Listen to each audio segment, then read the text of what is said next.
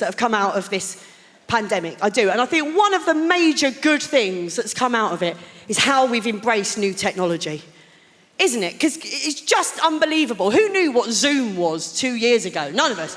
Like last week, I had to do a speed awareness course online. Now, you should be doing that on something called Zoom, but that's the world we're in now. It's the world we're in. I've got a phone that can recognise my face. That already makes it better than my nan. Come on! I embrace new technology. I do, because could you imagine if this pandemic had happened like 30 years ago? No internet, no Zoom, no Pornhub. I don't know why I looked at you, sir, but I did. Because I think we've forgotten, here in 2021, we've forgotten what really being bored feels like. Like proper bored. My friend's little boy said the other day he gets bored waiting for an app to load. Fuck off, mate. That is not boredom, is it? I'm talking Sunday afternoon in the 80s. That was boredom.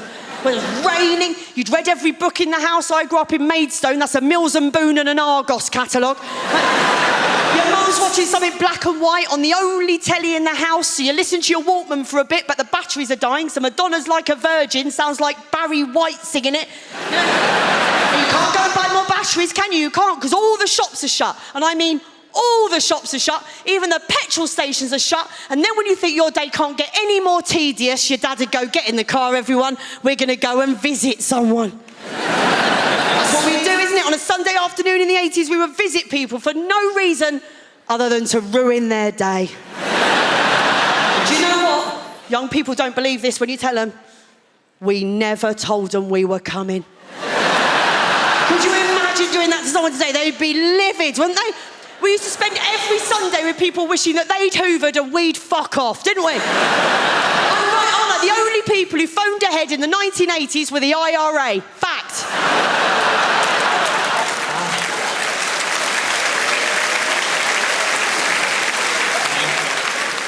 I wouldn't be a teenager now, though, would you? I wouldn't be a teenager now. When I think of the things I did when I was a teenager, the thought of that being on the internet forever, it makes me feel physically sick. It does. The way they have to communicate with each other is something I just can't understand. You know, sexting. I couldn't write a sext. I don't know what to put in a birthday card. When I was a teenager, if I wanted to leave a sexy message for a boy, I'd have to ring his landline and leave a message with his mum. Going to what, dear? All over your what? Different times, isn't it? Different times. There was a boy I fancied at school. I couldn't text him to write him a note, stick it in his school bag. And I'd make him a mixtape. Write him a poem. That's all we had, didn't we? I genuinely think a 14-year-old girl today, she would be more freaked out if you sent her a poem than if you sent her a picture of your knob. Poem would freak her out more. She'd be with her friends going, I mean, it was like a song, but it wasn't a song. And there was no cock in it. Not even a bollock, no. Different times, you know. Apparently, young people today, they are most likely now to have their very first sexual experience online. By FaceTime or Skype. They're not even in the same room. You've got one teenager in this house on their phone and the other teenager in this house on their phone, and that's how they're having their first sexual experience. And I just think, do you know what? Getting fingered behind a caravan at a fairground is not ideal. But at least I was getting some fresh air. Some people find very strange things entertaining. There are people out there, some people love scary movies. Ugh, I hate scary movies. They're too scary. They scare the shit out of me. Every time I see a scary movie, I'm scared for days. I hate them, but there are people who love them. There are people out there who actively seek them out, who actually enjoy the sensation of being scared by a movie. I've never understood that attitude at all. I've never been frightened in real life and gone, oh, Jesus. Yeah, I'll pay for that. Yeah, all right. That felt horrible. 13 pounds? Sure, yeah. Let's go now. Ridiculous. My friend's like this, right? My friend Jason loves scary movies. Jason can't get enough of scary movies. Actually, loves scary movies, Jason. Jason is black, which I only mention because you imagined him white, and he isn't.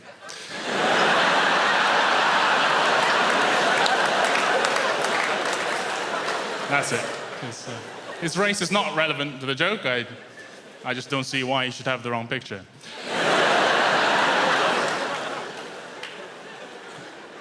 But Jason loves scary movies, and he's always trying to get me to go see him with him, go to the cinema and see scary movies with him. I'm like, Jason, I don't want to pay money to feel worse. That's an illogical exchange. That's a bad transaction, Jace. I don't want to do that. I was thinking about it. It's such a first world privilege. Don't you think? To enjoy scary movies. What a first world Western privilege. I mean, how comfortable is your life that you have to go out and buy a ticket just to know what it's like to feel under threat? You know, no one in the Democratic Republic of Congo saw The Grudge, you know? They don't need that shit. They got real life stuff to deal with.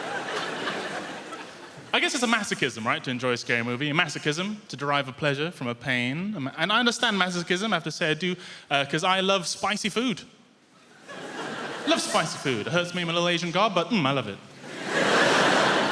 And if you think about it, spicy food is actually a lot like scary movies, you know? If it's good, you feel alive. If it's really good, you shit yourself. What else about me? I'm 26. I'm 20 goddamn 6. People often think I'm older, because although I am 26, I look terrible. I look gross and old, I guess. Mothers, lock up yourselves. Old Wang's on the prowl. He gon' get you. I'm a bit fat, I suppose. I don't look great. I'm a bit fat.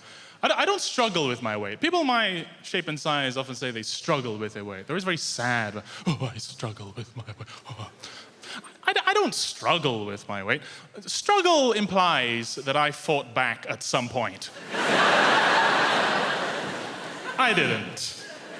I helped. I was very much an accomplice to my weight. I was no barrier of entry to my weight. My weight knocked at the door and said, "Can I come in?"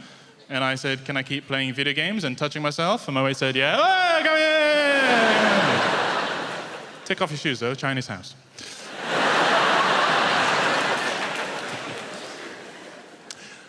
I've been trying to work on my look, though. I've been trying to look better. I've been trying to work on my look. I think it's important for all of us to have a distinct look that we like and to accomplish it as best we can.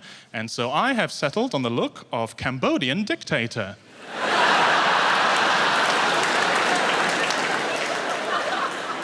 It's a pretty strong look.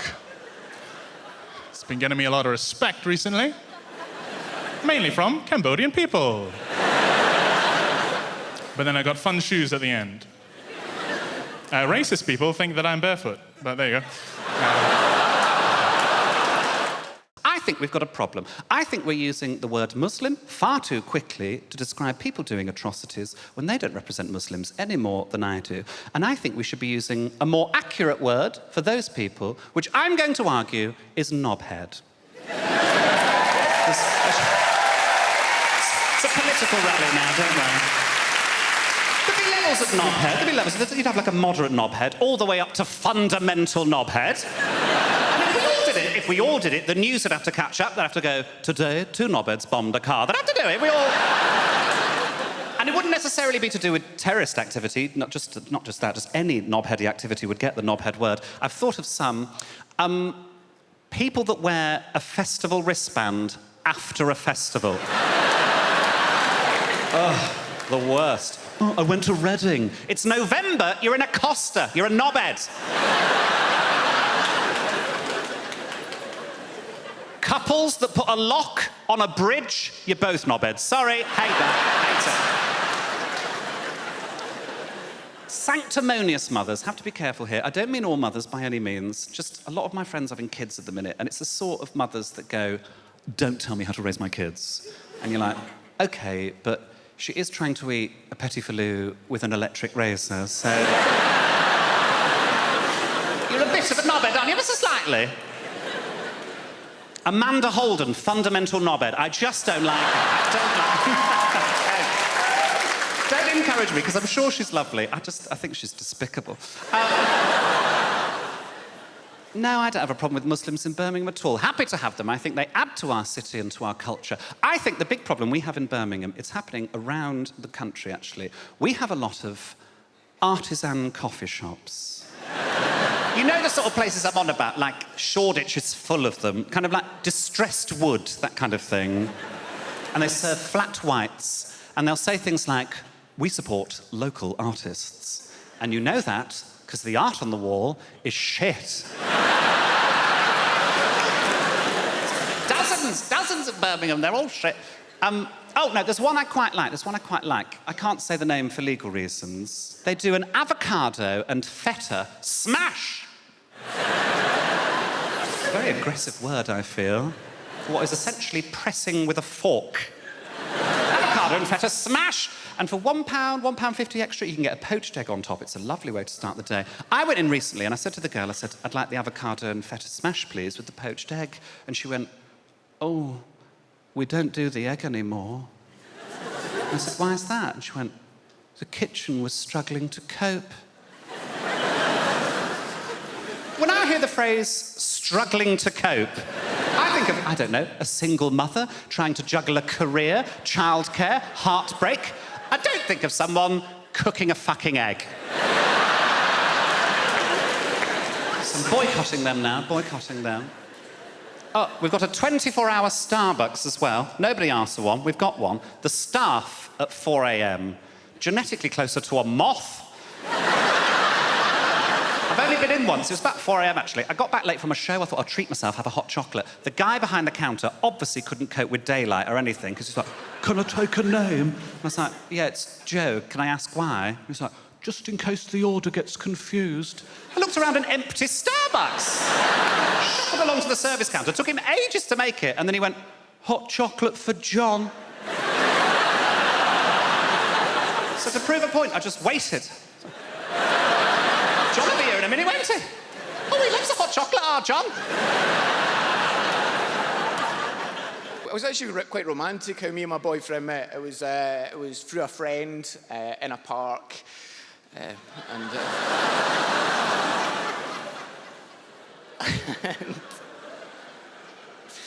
And it wasn't on Grindr though, because that's usually how. Because like straight people, you've got Tinder, and Grindr is like Tinder, except it tells you how far gay people are away from you in feet.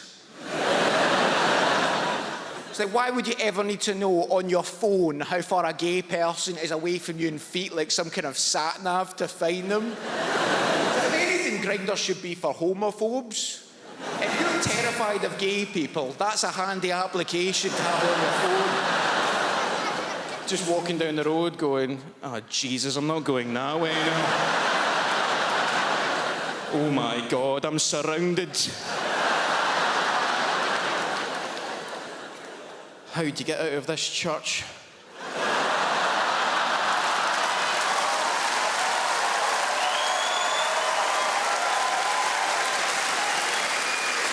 Thank you very much.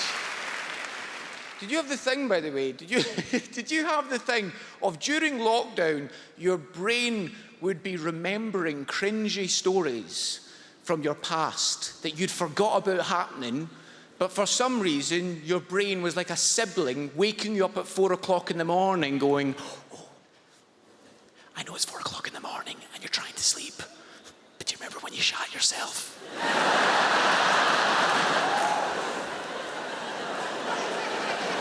I'll be back in an hour with another one.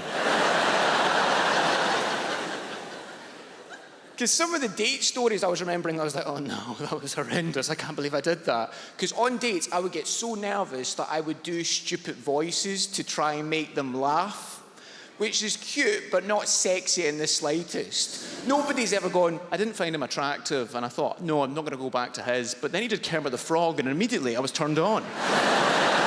"You want to come back to my house with Kermit? It'd be really hot." And on a date, a guy told me he was a massive Lord of the Rings fan. And when he told me that, I thought, I'll save Gollum for dessert. And when he said to me, "Larry, I've got to go and get my taxi," it took me by surprise. And instead of going, "Oh, before you go, I've got this wee Gollum impression you might enjoy," instead, I panicked, dropped my cutlery and grabbed his hand and led him out of the restaurant as Gollum.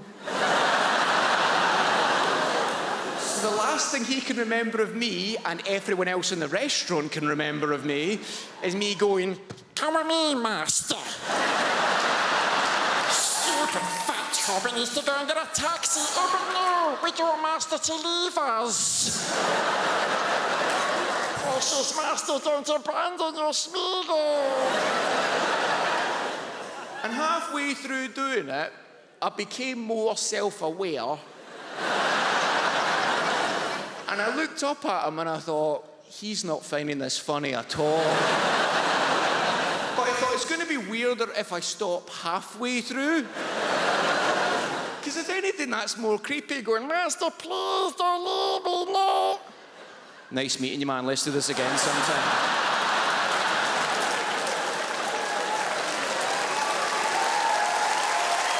Thank you so much.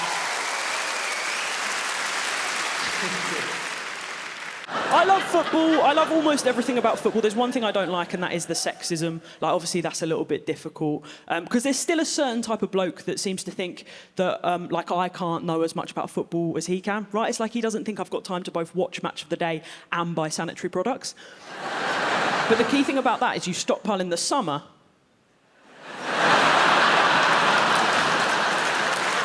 So you're ready for when the season starts in the winter.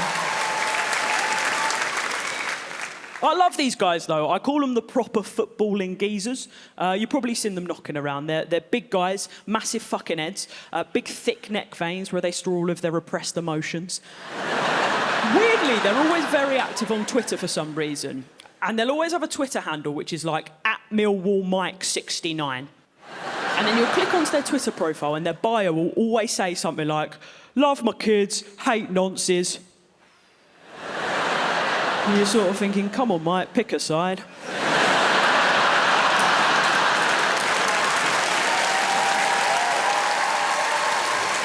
I love these guys, though, because they've recently found me on social media. And what they love doing is they love doing sassy little snarky comments underneath my stand-up videos. And they do these sort of sick burns. And there's a phrase that I've sort of started noticing recently that they're all using. So what they've all said under my stand-up videos is this phrase. They say, "Lewis Capaldi looks like he's let himself go." Which pisses me off, because Lewis Capaldi's already let himself go.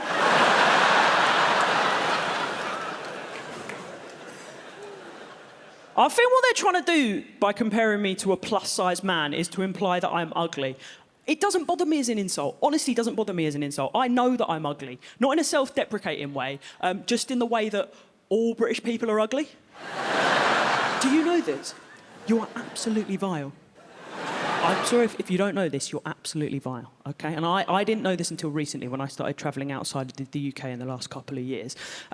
Everything they say about us is true. Okay? But it's not your fault. The reason that we're ugly is because, and I'm specifically talking about white British people here, I don't want to draw anyone else into our ugly mess. The reason that we're ugly is because back in the day, the Vikings came over, stole all of our hot women, took them back to mainland Europe, which is why everyone in Sweden is smoking hot, and we look like someone put a wig on some Billy Bear ham.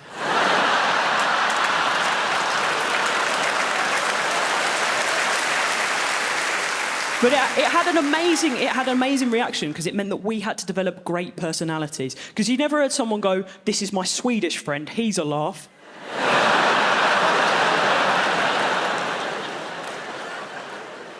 So I would say that I'm British hot, which is ugly but a hoot. So I love football, as I say, and I kind of get these blokes that are a bit toxic, because football makes me toxic too. I do worry about my toxicity though. Like, I've got a girlfriend now, and I don't let her watch me watch the football, because she saw me watch the football once, it almost ruined our relationship before it even started. So what happened was, she came into the living room, she said to me, "Chloe, why are you laughing?" And I had to explain that Chelsea had just gone 3-2 down, and the camera had panned to a crying child. I've got 6 kids, can you believe that? No, 3 of them born in the same month. I mean it, from the bottom of my heart. and I will explain myself so I don't seem like a man whore to you guys. The three of them are all of the same lady. They are different ages, but they're all born in the same month. That baffled me for years. How do you get 3 kids, same lady, different ages, same month? People, I had to take a calendar and work this one out. I did. I had to count 9 months back from their birthday. Turns out it's my frickin' birthday.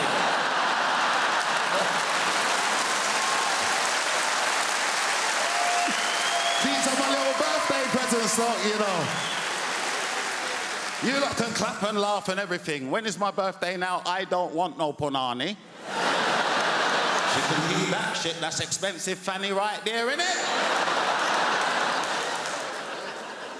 There's a lot of stuff I liked about parenting, and there's a lot of things I didn't like doing. I didn't like doing shit like, for instance, the school Christmas play. Have you not ever been to a primary school Christmas play? What a load of shit. It is. Come on now, there's no kids in here. What a load of shit. If you've never been, I'll explain. First, they usher you into the assembly hall. And they sit us down, big grown folks, on them little miniature chairs. You ever seen them? Look at the size of me, I can't fit in one. They either do that or they sit you down on that long apparatus bench. Remember the long? That's what they sit big people down on for hours. So by the time you try to get up, you've got rigor mortis in your back.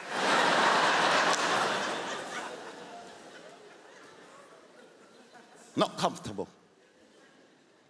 2, I've noticed of recent, these kids don't seem to rehearse their part they got in the Christmas play. Do you remember when we were younger? Everybody wanted a part in the Christmas play. Whether it was the top part or you could be a tree. It didn't matter. You was gonna play the best tree ever. You'd be in the front room like a dickhead for hours swaying. Asking Mum, how does that look? How does it look, Mum? How does it look? But we practice. And then they start singing. Fucking horrendous. It is. I don't care what you gotta say. It's horrendous. They're out of tune and everything. You think, what kind of production is this? Worst part about it, your child always try to look out for you, don't they? To try to give you a little wave. My children always do that. Look out for me to wave at me, like I freaking know them. You know what I mean? You're your mother's child today, boy. That's like that, innit? This embarrassment. Mums, you lot love it. You lot video it all the time. That's like, don't send me that bollocks. Send it to your mum and your sisters. They are. Didn't enjoy that. Didn't enjoy them cooking at school and bringing that poison home for me today. Do you know what I mean? I know, it's poison. Don't eat from these kids. They're looking early inheritance. Don't eat from them. Don't eat from them.